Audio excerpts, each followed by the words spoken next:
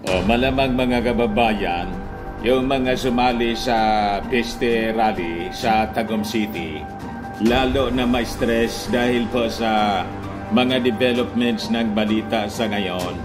Bakit niya, Mr. Maravillas? Yan po ang sabi ng Armed Forces. Armed Forces vows loyalty to chain of command after Marcos ouster call. Armed Forces dismisses Alvarez call to withdraw support from Marcos. Sabi ko sa inyo mga kababayan, hindi man yan nagpapagang mga balita at pagtalakay sa mga isyu ng lipunan. Bulsa, opinyon, banat at paglalantad sa katotohanan. Bulsa, what you see is what you get. You decide. Nasasama yung Armed Forces kasi masisira lang yung buhay nila. Ang mga sumasama po kay Maudigs dito sa mga tropang pro-China, nangasira ang buhay. Huwag ninyong subukan, mga members ng Armed Forces. Masisira lang ang buhay ninyo. Para niya, Mr. Maravillas, yun ang dialogue ni Maudigs sa druga. Ibalik natin sa kanya, huwag ninyong subukan. Masisira ang buhay ninyo. Kaya sabi ng Armed Forces, the President niya is our Commander-in-Chief.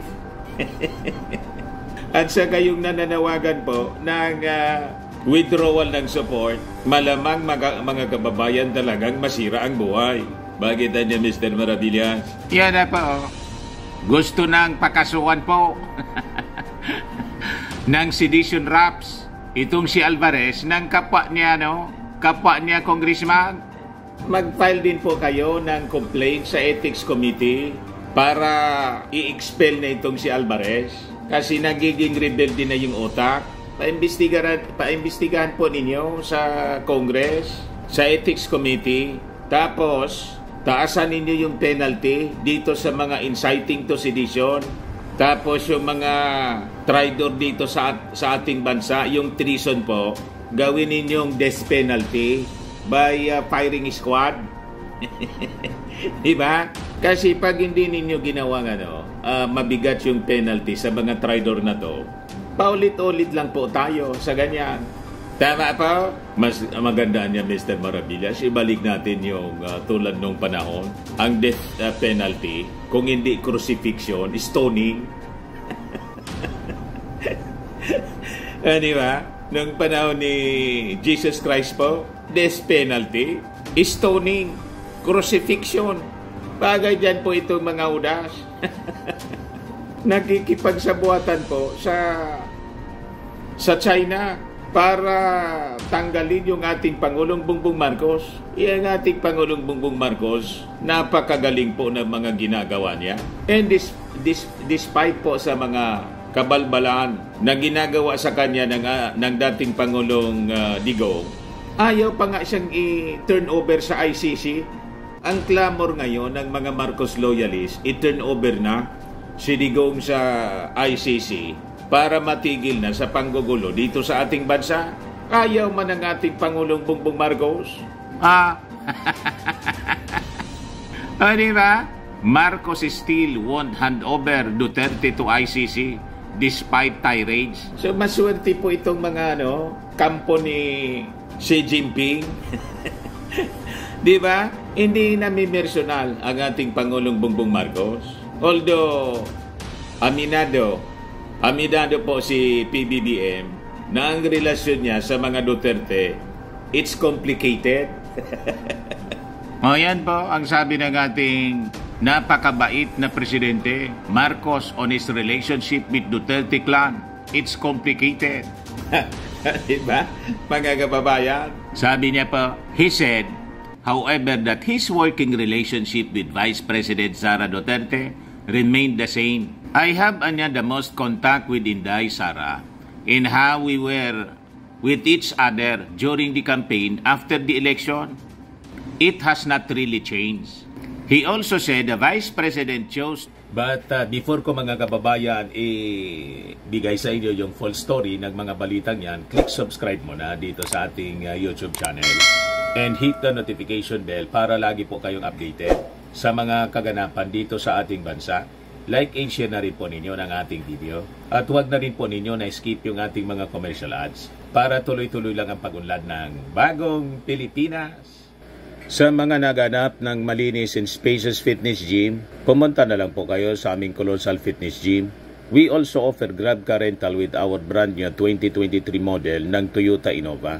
We also accept booking for those who are planning to travel via PAL, Cebu Pacific, and other airline companies, local and international, and Meralco Bills, Aleco Bills, PLDT, etc. Ang Colossal Fitness Gym is located at 3rd floor Security Bank Building, Lanco Business Park, Legazpi City, Albay. For inquiries, look for Gilon Maravillas. Contact number 0966-802-0949. Lagi na pong matao sa amin. Na-set up na rin yung aming mga bagong gym equipments. May treadmill na rin po kami. Ito naman po yung bago naming product na binibenta online.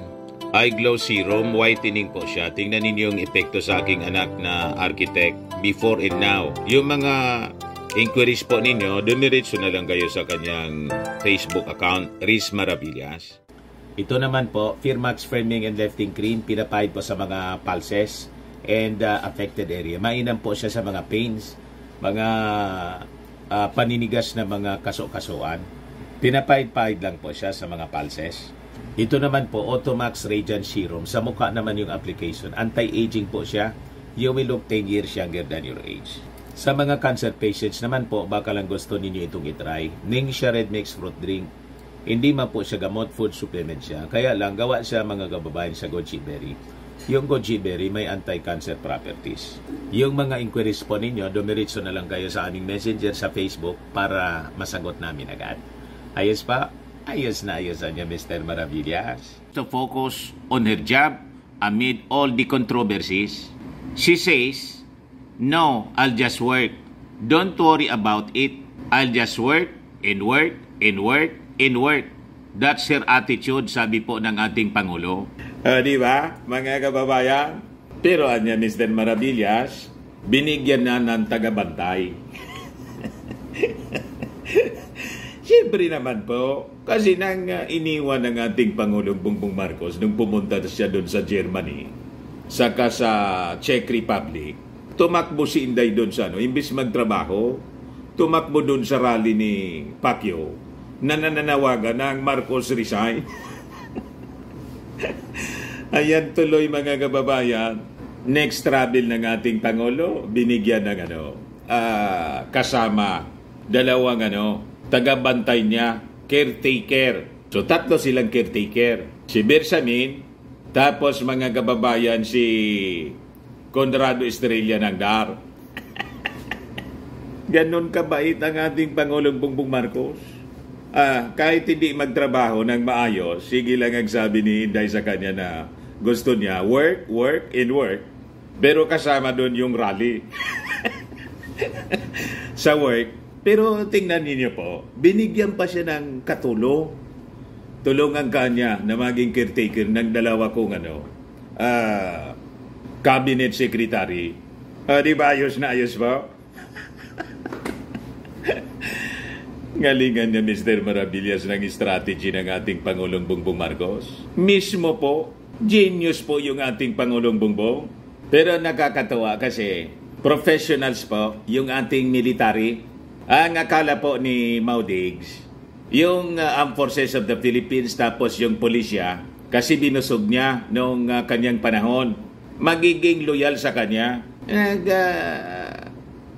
Paparinig po siya, mananawagan daw siya sa Armed Forces at saka sa police. Biglang nag-react yung Armed Forces. Sisirain ba naman ng ating mga professional soldiers yung kanilang buhay po sa isang babad po sa fentanyl? Di ba hindi po? Kaya sabi dito ng Armed Forces, we will remain loyal to the Constitution and the strict adherence to the chain of command. Sabi po ni Armed Forces spokesperson Colonel Francel, Margaret Padilla. She also said the armed forces is committed to maintaining peace in the country and remaining impartial. Kaya doon po sa rally nila, yung peace rally sa Tagum City, kala nila yung mga members ng armed forces at pulisya na nandoon, papanig sa kanila. Ay neutral lang po yon. Maintain po yon ng peace in order. Pag nanggulo sila, yun mismo yung poposa sa kanila. Di ba? Hindi po nila isusugal kasi nakita na nila yung mga previous adventurism ng mga opisyal ng armed forces. Nasira po yung buhay. So hindi nila isusugal ang kanilang profesyon po sa isang tulad po ni Mau Diggs at ng kanyang mga kasama, at nakikita naman po nila kung gaano kaganda ng patakbo ng ating Pangulong BBM. Di po ba, mga kababayan? So sabi po ng mga sundalo natin, our duty anya is to protect the Filipino people and uphold the rule of law, ensuring that peace and development will prevail throughout the nation. We will continue to fulfill these responsibilities with integrity, impartiality, and utmost dedication. So sabi po ni Armed Forces Chief General Romeo Browner Jr., the President niya is our Commander-in-Chief. Whoever the President is, it is very clear that we will follow the chain of command. Susundan namin ang mga utos ng aming Commander-in-Chief, and klarong-klaro yon sa lahat ng mga sundalo. Iniman po si Inday ang Commander-in-Chief. Ang Commander-in-Chief po, ang ating Pangulong Bongbong Marcos. Kahit na po si Inday, paborito niya na pumunta-punta sa mga injured soldiers at sa mga namamatay na sundalo. Doon nga sa namatay na Navy po, Navy pilot, yung dalawa po na na-crash yung helicopter na sinasakyan, automatic po pumunta si Inday. Nga. Siyempre nandun yung ating forces Chief of Staff. Sabi dyan, BP Sara Browner visit fallen Navy aviators in Cavite Chopper Crash. Meron niya Mr. Maravillas, yung mga na-injured doon sa West Philippine Sea, hindi pumunta si Inday. Iniiwasan ni Inday po pag involved po sa West Philippine Sea kasi yung mga sundalo nagka-injury po dahil sa mga kaibigan niyang Chinese. O, diba? Wala doon si Inday. So, malinaw po ang ginsahe ng ating armed forces. They will follow the chain of command. At ang Commander-in-Chief po, yung ating Pangulong Bongbong Marcos, doon ang kanilang loyalty sa sitting President. Browner also reminded the Scout Rangers, Special Forces, and Special Operators of the Philippine Navy and Air Force in his talk to the troops during the 6th anniversary of the Armed Forces Special Operations Command, or SOCOM, to remain loyal to the Constitution and follow the duly constituted authorities. Alvarez reportedly urged the armed forces to stop supporting the Commander-in-Chief's policies when it comes to addressing the West Philippine Sea tension with China during a prayer rally in Tagum City on Sunday, April 14. Alvarez, one of the most trusted men of former President Rodrigo Duterte, also reportedly accused the Marcos administration of causing tension in the West Philippine Sea by antagonizing China. So, nakita na ninyo, mga kababayan, kung sino yung mga ginagamit na mga politiko ni Xi Jinping dito? Malinaw na malinaw po. Kaya sabi ko nga, paimbestigahan po itong si Alvarez. Si Digong po, papaimbestigahan na ng Senado doon sa secret agreement. Si Alvarez dapat ito paimbestigahan din for inciting to sedition. At para po makapag-buo ng batas na mas may mabigat na parusa, gawin pong death penalty itong mga traidor po sa ating bansa by firing squad para matuldukan po ang ganitong mga adventurism. Tama po mga kababayan? O ngayon, si Alvarez po, I think he will be in trouble. Dikit ng dikit po kay Mau Diggs. Huwag ninyong subukan kasi masisira ang buhay ninyo.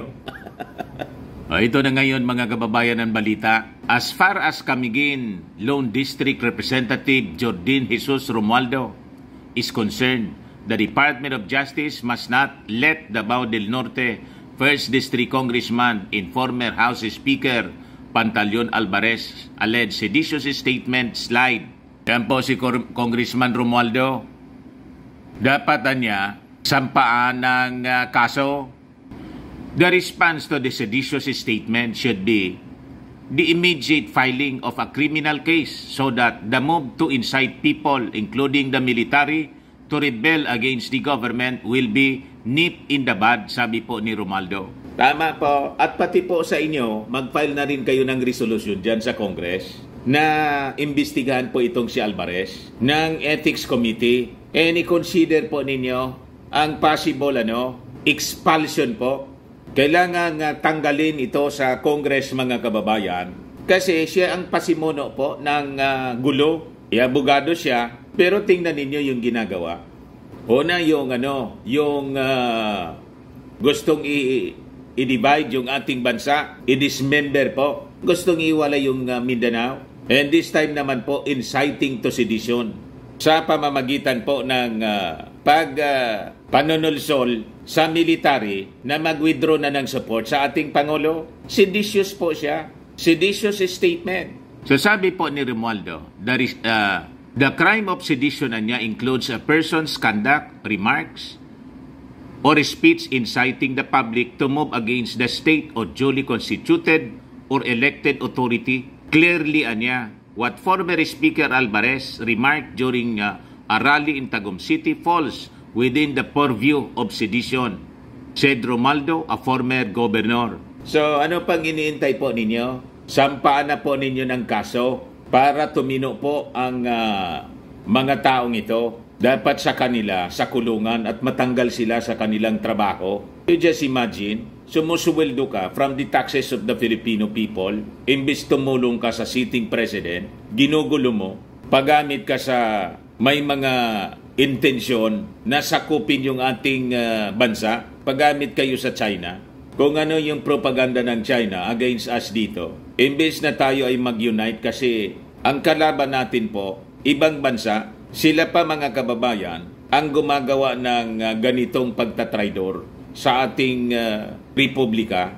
Pero yung ating Pangulong Bongbong Marcos, hindi sila kinoconsider as political enemy. Kahit si Digong po, ganon kabait yung ating Pangulong Bongbong Marcos at very objective siya. Hindi siya bingatibo.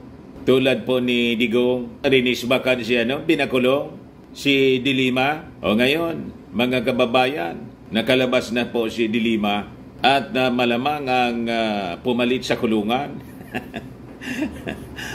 Pero ayaw man ang Pangulo na isurrender. May ipafile pong ibang kaso laban sa kanya. Graph. Yun ang sinabi po niya, Sinabi ni dating Associate Justice, Senior Associate Justice, Antonio Carpio, binag-aaralan na po. So sabi ng ating Pangulo, kung ito-turn over na ba, ni President Bongbong, si Digong, sabi niya, that's no. He said on Monday, ngayon pong araw na to, when asked if he would turn over his predecessor to the ICC, we don't recognize the warrant that they will send to us. So sabi niya, the ICC can only assume jurisdiction over our country if it has no working judicial system or no police force is functioning. That is the reason why we are saying we are well within the rules. It is the rule. It is the rule of the ICC that they come in when there is no judiciary. They come in when there is no police force. We have a judiciary. The former Chief Justice, referring to Executive Secretary Lucas Bersamin, is sitting right here. He will explain to you how healthy and robust and how active the judiciary is. The police force, I think, is the same thing. So that's the reason, we are well within the international law when we take the position of not recognizing the jurisdiction of the ICC in the Philippines. Kita ninyo, mga kababayan, napaka-objective ng ating Pangulong Bongbong Marcos. Pero pag ginulo yung Pilipinas, wala nang functioning judiciary rito kasi nanggugulo sila at saka yung police not anymore functioning well kasi nanggugulo yung tropang pro-China, pwede nang i-hand over po. Magulo na eh. Di ba? I-hand over na natin si Mau Diggs kasi siya yung nanggugulo. Ganon lang po, mga kababayan. Ganon ba niya, Mr. Maravillas, ang ibig sabihin nun? Napakalinaw po yung paliwanag ng ating Pangulong Bongbong Marcos. Pag wala na anyang functioning dito, judiciary, saka police, magulo na, ayun, qualified na tayo. Pwede nang pumasok yung ICC. Kaya tigilan ninyo yung panggugulo. Yun ang sword of Damocles para kay Mau Diggs. Kakaladgarin na siya ng ICC kasi justified na. Sasabihin na ng ating Pangulong Bongbong Marcos, ako nga niya pinagkakaisa na, sitting president ako, di na nila nire-respeto, o inyo na itong nanggugulo. Tama niya, Mr. Maravillas. Ganun po. So, tigilan ninyo ang panggugulo sa ating bansa para hindi ma-justify ang pag-handover ng ating Pangulong Bongbong Marcos sa inyo, sa ICC. Tama? O ngayon, sa interview mga kababayan ng mainstream media sa ating Pangulong Bongbong Marcos, siyempre excited yung mainstream na makipag-interact sa ating Pangulo. Presko pa kasi yung kanyang pagbisita doon sa Amerika para sa trilateral summit. O ngayon, sabi ng ating Pangulong Bongbong Marcos, yung US military po, right now nandito sila para sa balikatan at magiging regular na yung pagpapatrolya in the coming days. Papasok sila once may namatay na Filipino in attack dito po sa West Philippine Sea. Kaya nag-iingat po ang China. Pag namatay po si Jinping, ang sino man dito sa aming mga sundalo, papasok ang Amerika. Ito yung sinabi ng ating Pangulong Bongbong Marcos. Dapat malinaw yan sa inyo.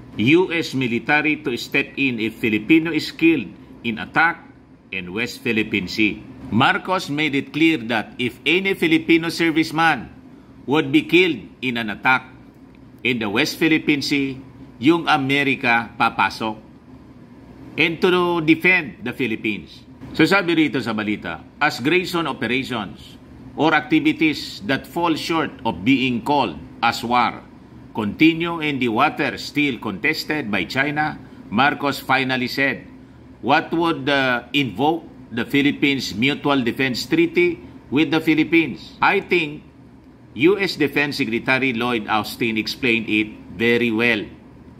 If any serviceman, Filipino serviceman is killed by an attack from any foreign power, then that is the time to invoke the Mutual Defense Treaty. The President said during a presidential forum with the Foreign Correspondents Association of the Philippines or FOCAP. So, ang ibig sabihin, di kailangan po na gumamit sila ng live bullet, canyon, or missile attack tulad ng ginawa po, or drone attacks tulad ng ginawa po ng Iran sa Israel. Hindi kailangan ganon. Kahit itong water cannon, pag may namatay na Filipino serviceman, it will trigger the Mutual Defense Treaty. Papasok na yung Amerika po para sugpuin ang pang-aabuso ng China sa atin po. Pati yung Japan po kasama natin dito. Kaya nga po sinilyoan nila yung we are one in this. Sinilyoan po nila doon sa trilateral summit sa Washington DC. So sabi rito, as long as they have actually caused casualties and it has killed the serviceman, whatever their designation are, whether they are merchant marine or coast guard or actual Navy vessel, it does not matter. The President also said that the defense treaty would be invoked if the attack would be perpetrated either by a foreign military or a foreign militia. The defense chief of the Philippines in the U.S. had already condemned China's gray zone in the South China Sea, as they said, these acts interfere with the livelihood of Filipino fisherfolk. So, malinaw na po, mga Chinese, wag ninyo na gagawin na sa susunod ninyo na pambubuli sa amin, may madisgrasya na aming sundalo or anyone from our Coast Guard, be it binangga ninyo o binumba ninyo ng water cannon, basta't pag may namatay, yun ang simula. Maghahalo ang balat sa tinalupan. Tandaan ninyo yan, mga Chinese. Tandaan ninyo na ang America has 5,500 nuclear warheads. Kayo, 450 lang. Tandaan ninyo na ang Amerika hindi nagdalawang isip, hinulugan yung Japan ng dalawang nuclear atomic bomb na tuminuldok sa tuminapos sa World War II. Japanese imperialism. Ngayon, barkada na nila at barkada na rin ng Pilipinas yung Japan. So, minorender yung Japan. Kung nagawa yon ng mga Amerikano sa Japan, walang rason na magagawa sa inyo. Kung nagawa ng Amerika na lusubin yung Iraq, na tumapos, pati yung Libya, tumapos sa kanilang pagmamalabis, walang rason na hindi nila magawa sa inyo. Naintindihan na ninyo, Xi Jinping, huwag susobra sa pang-aaboso, sa pagmamalabis, kasi may hangganan po ang pasensya ng tao. Nino man, itong pang-abuso ninyo sa amin, matatapos din yan. Kasi ang leader po namin, hindi duwag, totoong maisog po ang leader namin, yung aming presidente, sundalo po. Hindi lang siya mayabang. Kaya itong sinasabi niya, pinapaliwanag niya, wala kang marinig na pagyayabang, kinaklarify lang niya para maipaabot sa inyo yung clear message niya. So ngayon, kinoconsider na ng ating Pangulong Bongbong Marcos na isama yung Japan sa ating balikatan drills dito with America. Ito po yung mga latest ngayon. President Marcos said that Japan's inclusion in future balikatan exercises, an annual military activity between the armed forces of the Philippines and the United States, is a good move. Huwag ninyo kaming sisindakin, mga Chinese, kasi hindi po kami mga duwag tulad ng previous administration na nang sindakin ninyo na you'll be in trouble niya. Pag gumalaw kayo dyan, bumahag agad yung buntot ng leader namin noon. Ngayon hindi po. Walang ganun po. We are the land of noble heroes. Hindi po kami paapi sa inyo. Hindi kami papayag sa ginagawa ninyo. Paulit-ulit ninyo kaming inaabuso. Sabi ko nga, mga kababayan, kaya lang siguro hindi ko na kailangan mag-volunteer kasi marami ang willing na pumindot. Sabi ko kung walang pag naiposisyon na lahat ito, mga kababayan, dyan sa mga EDCA sites, walang gustong pumindot po ng boton, volunteer ako sa ating Pangulong Bongbong Marcos. Mr. President, ako na po ang volunteer para wala ng drama-drama. Simula agad ng tribulation at Armageddon. Para po tapos na, dumating na yung ating ang ating Panginoong Hesukristo. Excited na kami na mga believers po. Kasi pag nag-rapture na po at nagsimula yung tribulation, alam namin it will just last for 7 years. At yung mga believers po, hindi man po papasok doon. We will be rescued by our Lord Jesus Christ. Yan po ang klarado na promise ng ating Panginoon para po masimula na yung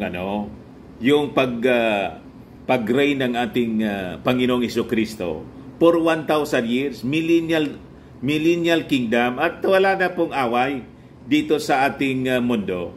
Yung Panginoong Hesukristo, siya po ang magiging King of Kings and Lord of Lords, reigning the planet Earth from Jerusalem. Tapos na rin po yung away dyan. Nakikita ninyo, pinapaulanan ng missiles and killer drones ng Iran. Matatapos po yan. Tutuldukan yan mismo ng ating Panginoong Hesukristo. At yung 200 million Oriental Army, Chinese Army po, babaha po yung dugo in the Battle of Armageddon. Ubos sila ng mga Chinese diyan. That is prophecy, mga kababayan. Excited na ako eh. Ako ang pipindot po, Mr. President, kung walang willing na pumindot para tapos agad. Pikit na lang po kayo. Di ba? Ganun po. Sabi sa Word of God, do not be troubled.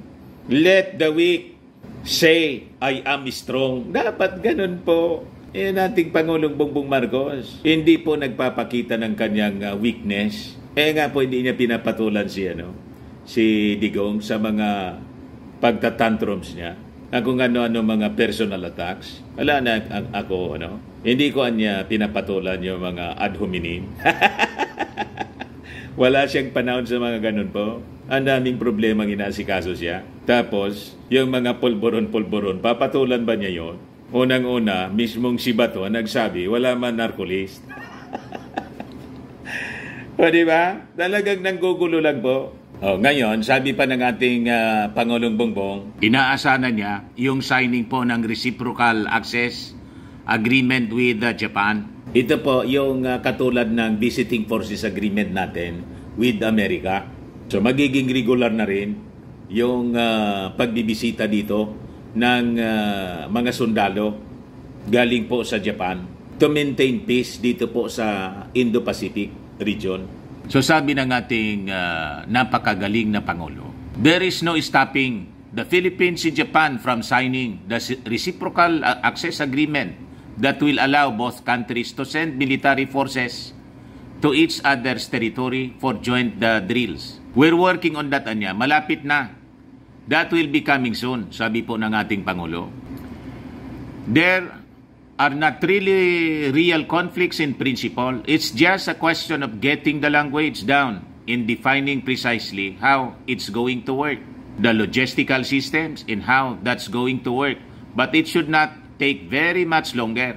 I cannot see how the reciprocal agreement would affect any of that. Essentially, it talks about that Japan allows us to make ports of call in Japan and vice versa or vice versa.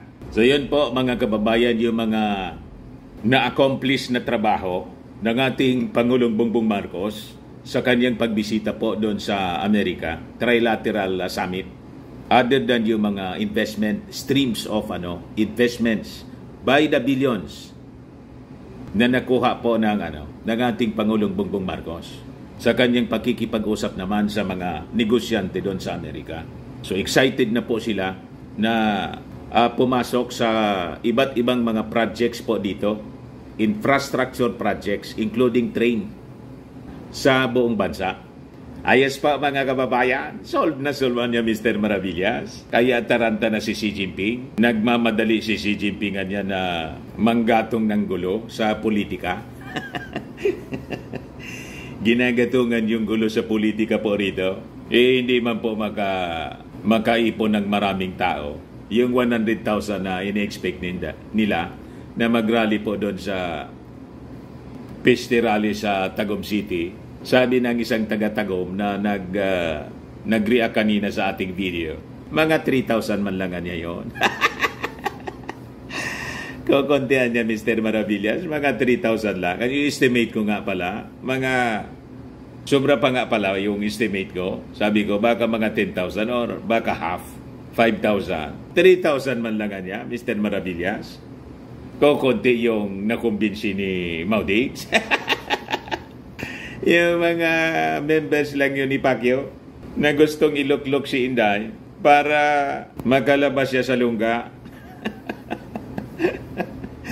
Nagtatago na po kasi, mga kababayan. Minala sila, pati yung kanyang istasyon, sarado.